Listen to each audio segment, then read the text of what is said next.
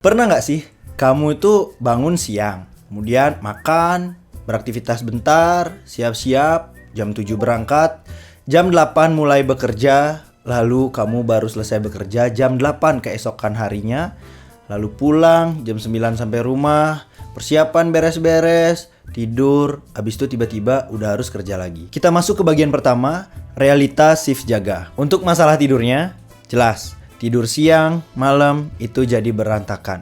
Ritme sirkadian kita jadi hancur lah bisa dibilang. Ini tuh mengganggu banget.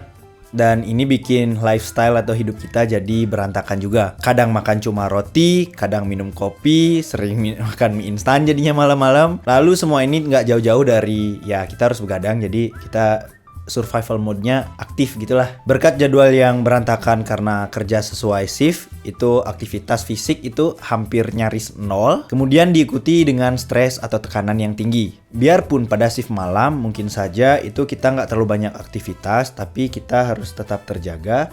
Kalaupun dapat istirahat, tetap aja kan istirahat yang nggak maksimal tuh nyalah tuh apa ya?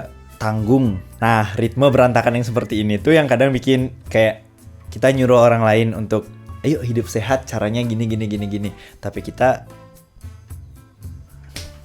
masuk ke bagian 2 tentang efek jangka panjang. Ini entah aku aja yang ngerasa atau kamu juga merasakan, baik apapun pekerjaan atau profesimu, kalau misalnya kerjaanmu itu shift, itu kita jadi gampang sakit.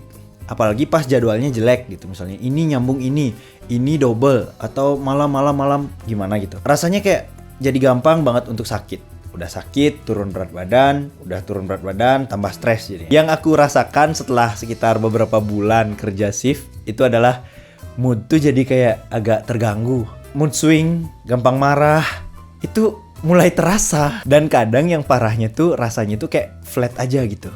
Nggak ada rasanya. Dan hubungan sosial jadi agak berantakan karena kita susah banget nemu jadwal-jadwal normal untuk ketemu. Tapi ini belum bisa aku buktikan, ini baru reviewku secara jujur aja. Ini cukup mengganggu suasana perasaan. Kita masuk ke bagian ketiga, tekanan sosial yang terselubung. Karena profesinya di tenaga kesehatan sebagai dokter, perawat, farmasi, namanya juga dokter, ya wajar lah begadang. Kan itu emang profesi. Kalau bagian ini nggak cuma dokter aja, tapi semua orang yang profesinya itu kerjanya shift, entah itu perawat dan petugas lab, apoteker yang ada shiftnya. Itu tuh pengorbanan atau berkorban tuh dianggap sebagai sesuatu hal yang emang udah harusnya gitu. Ya nggak salah sih, karena itu kan bagian dari profesi. Padahal hal-hal yang kayak gini tuh kan nggak sehat banget gitu. Kemudian sebagai refleksi personal, aku kadang nanya ke diriku sendiri, kapan kamu terakhir kali seminggu tuh tidur rutin, misalnya jam 10,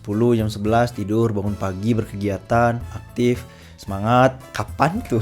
Lama-lama kayak ngerasa, anjir, tubuh manusia ini bukan sebuah robot yang bisa terus-terusan bekerja, tapi kita juga butuh istirahat. Ada selain sisi profesionalisme, ada sisi kreatif, sisi sosial, dan itu kayaknya memang harus seimbang nih, harus terpenuhi semuanya. Biarpun kan dunia kerja nggak kenal kayak gitu. Kalau kita bekerja, kita menukarkan skill, tenaga, waktu kita untuk uang yang kita pakai untuk memenuhi kebutuhan pribadi ataupun keluarga yang udah berkeluarga. Terus ujung-ujungnya aku mikir, apakah dalam hidup ini semua pada intinya akan berujung pada tentang tugas gitu. Sebagai penutup, aku ingin bertanya, apakah kamu yang kerjanya shift, entah apapun profesimu, merasakan hal yang sama denganku? Atau untuk yang sudah lama bekerja shift, apakah ini memang fase transisi dari yang awalnya bebas, sekarang harus kerja sesuai shift? Atau kamu merasa nggak waras karena ritme kerja yang pakai shift? Tenang, kamu itu nggak lemah. Tapi ini hal yang manusiawi menurutku. Terakhir, kalau kamu suka dengan video-video reflektif seperti ini, kamu bisa cek video-video yang lain di playlist ini. Dokter Umum Biasa, Hidup Luar Biasa. Bye.